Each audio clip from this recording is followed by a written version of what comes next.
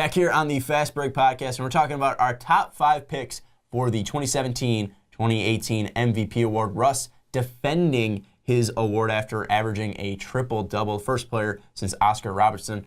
And now, it's pretty much the question of will he be able to defend it. We're going to jump off at 5. Looking at it, we have Kevin Durant here. Kevin Durant of the Golden State Warriors, the defending finals MVP, had a fantastic finals, but looking at it, he can have a ridiculous regular season, had a super efficient regular season. He's going to be a part of the best team, but he's, on a team with Steph Curry. He's on a team with Clay. He's on a team with Dre. I feel like it's too hard for him to really pull away from those guys. Yeah, because he won't ever beat you with the pure, hey, this guy is going to average 32 a night. Because he could.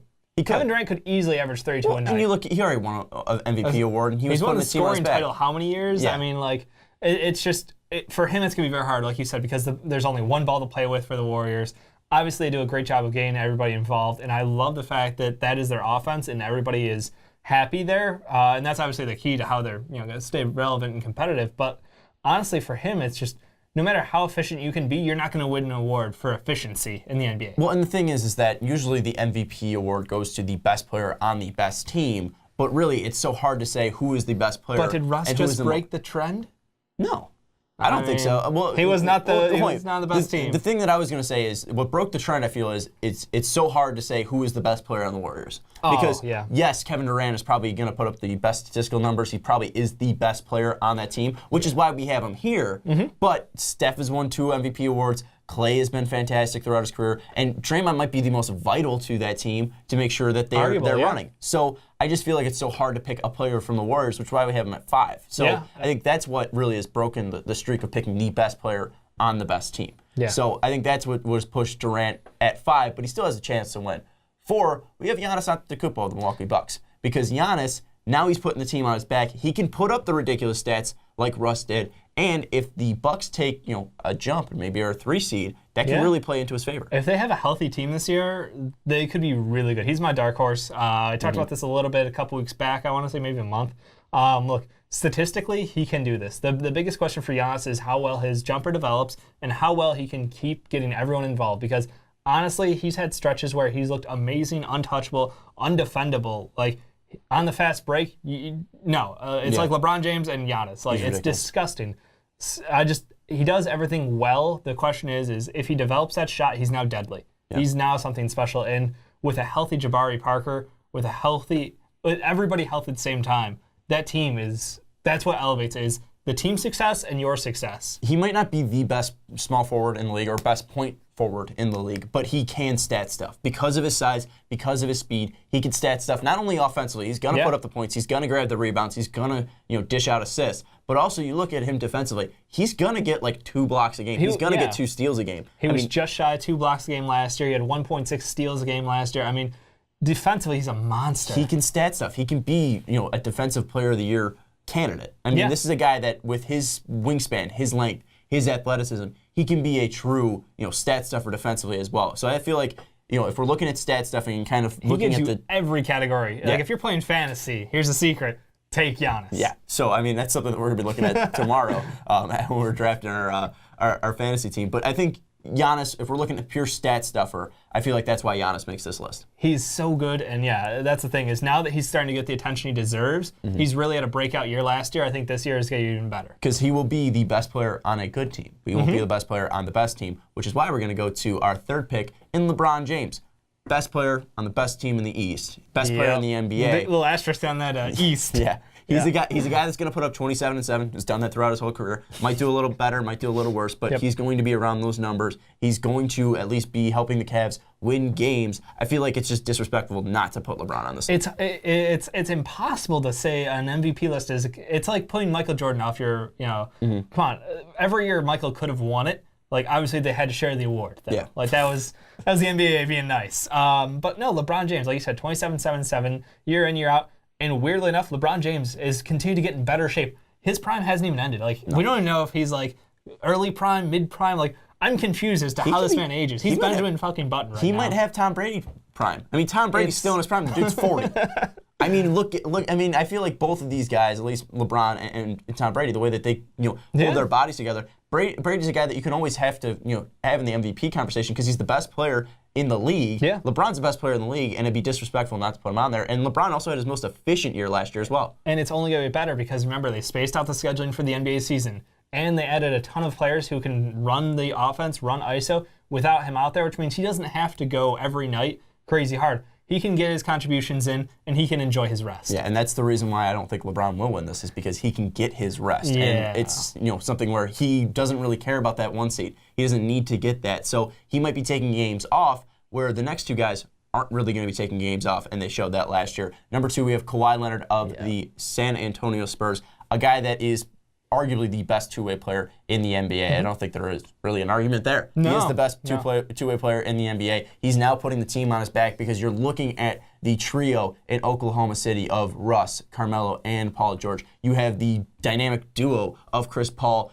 and James Harden of the high-flying Rockets. And then you also have the Golden State Warriors. Don't know if you heard of them. So Kawhi's going to have to put the team on his back, and he's going to have to be giving it his all every single night. I think people are going to look into it because he's playing both sides of the floor. He's going to be becoming more of a playmaker. He's now even becoming a fantastic scorer as well. Yeah. Kawhi, I think he might not have the stats to be there. He's not going to be a guy that's going to win a scoring title, but I think people are going to see his contributions both defensively and offensively. I totally agree. And I think a lot that's going to rest on Kawhi is now he's going to be forced into being more of a facilitator as well, because Tony Parker, old as hell. And hurt. Manu Ginobili, old. Patty Mills, he's more of a shooting guard and a point guard body. So a lot of this is going to rely on how well Kawhi Leonard can run this team, because LaMarcus Aldridge is already coming out with public statements about how, he was unhappy and he half-assed it because he was left out of the game plan pretty much. It's like, that doesn't look good, man. Like, you're supposed to be the number 2 to Kawhi Leonard. No, you no longer. Now they have Rudy Gay, who, amazingly good scorer, but the rest of the contributions, arguable. Yeah. So Kawhi Leonard has a chance to truly go across the board and do everything for this team. That's why I feel like this team has never been more on one player's back than it is right now in Kawhi Leonard. Well, and I think the thing is that if we're looking at the words most valuable player, I think Kawhi easily fits into that. Because without Kawhi, what is this team? I mean, we saw last year in the playoffs. Yeah. Kawhi Leonard in, beating the Warriors. Kawhi Leonard out, crushed. Because the thing is you look at, I think the two guys that really fit that role are Kawhi and Giannis. Because you take both of those guys out, these teams are completely different. I know you're going to bring up the stat of, No, I'm not even. I don't even have to. Of the Bucks being better with, Giannis off the floor, but I feel like he's so dynamic and takes so much away from other players. It's completely different. Where if you take Kawhi and Giannis off those teams, they've lost all identity. They've lost their identity. They lost their best player. Where LeBron, yes, you're taking the best player in the world off a team, but you still have D Rose, Dwayne Wade. You still have Kevin Love. You have all of these great players. They're still players. A playoff team in the East. You look at Kevin Durant with not on the Warriors. That team won a finals already. Yeah, that's not even fair. I mean, and you look at the final guy that we're going to talk about. I feel like he also fits into that role of being the most valuable player and a guy that you really can't take away. The defending MVP, Russell Westbrook. Undisputed MVP. A guy who averaged a triple-double last year, stat stuff, which fits one of the roles of Giannis. Oh, absolutely. He's going to be putting up, monster numbers. The numbers are probably going to go up as well. Scoring might take a little bit of a dip, but the assists are going to go up because guys are going to be making their shots now. People can shoot? What? Wait, so we're not counting on Roberson to hit shots so he can get a triple-double? We're not going to be counting on Anthony Morrow. Oh, my God. Or Doug McDermott. You're going to be counting on 2 Olympic gold medalists in Carmelo Anthony and Paul George. And then also, if you take them away, Paul George and Carmelo are great, but you need that facilitator. You need that guy. You need that leader. Russ fits that role. No, I think that they are truly lucky to have been able to add Paul George and Carmelo Anthony to this team, because honestly, what Russ did last year was amazing, but unsustainable. Like, what he put his body through that year probably aged him 2 more years, because he was playing 38 minutes a night trying to hit his mark, trying to carry his team. There was no player who had more comeback wins than Russell Westbrook, more game-winning shots in 1 year than Russell Westbrook. I feel like he just did everything for that team. And now the question is now that he has guys who can shoot, how does his role going to change? Because obviously it's not all on his back, but at the same time, I feel like he could have a similar year. I don't think his role's going to change at all. I think his role's going to get easier. And the thing that you mentioned is he was killing himself to get those triple-doubles. Yeah. it's going to come easier to him. Because you look at it, I don't those assists are going to come easier. True. Russ getting 10 points is easy. I Yeah. mean, come on. It's not like Russell Westbrook's not going to be able to get 10 points a night. It's very You true. look at the assist numbers. The assist numbers are going to come because you're playing with Carmelo Anthony, Paul George. You still have Steven Adams. Roberson is trash. But Offensively. him cutting, I mean, the guy can make a layup, I hope. Honestly, it's like 50-50 these days. Not even. I should say 50% would be good. But then again, he's like 25% from three. So, I mean, closer to the basket is still hell an no. improvement. So, I still feel like Russ, he's going to be taking more off his body, but he's Yeah. going to be able to still have better contributors out there alongside him. So I think it might come easier to stat stuff because you have Carmelo Anthony, you have Paul George. Those guys are still going to be able to score for you. So I look at Russ and I feel like he's got the best of both worlds. He is the leader of the team. He is a guy that's going to have to put every single thing in there because he's not on the Golden State Warriors, but he has the luxury to rely on Carmelo He's the Anthony best support staff in and the Paul league George right now. So That's a damn good case. I feel like it's pretty hard to argue against Russell Westbrook, but that's what we want you guys to do is argue against us in the comments. Tell us who you think is going to win the NBA MVP down in the comments below. You're sold on Russ, right? I got some questions. Who do you think's going to win? I think it could be Not another. who do you want. Who do you think's going to win?